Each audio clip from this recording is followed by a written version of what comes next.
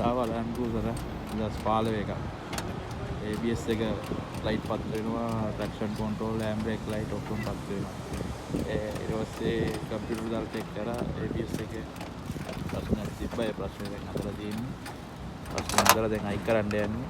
ඊට පස්සේ බැලුවා ඒ රේඩියේටර් ලීක්. ඒකත් එකපාරට හදා ගන්න ඕන. රේඩියේටර් ගැලවුවා.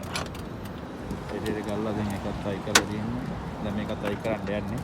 අයින් කළා ඊපස්සේ ඉස්සර වීඩියෝ එකට පෙන්නන්නම් දැන් කොහමද මේකේ අයින් කළා කම්පියුටරෙන් මේ එයාර් බ්ලීඩ් කරන්න කියලා.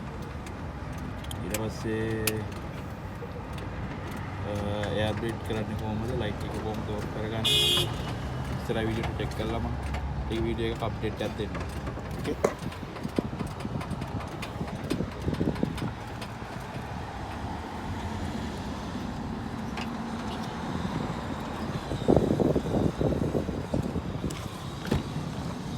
Just follow. Just follow land.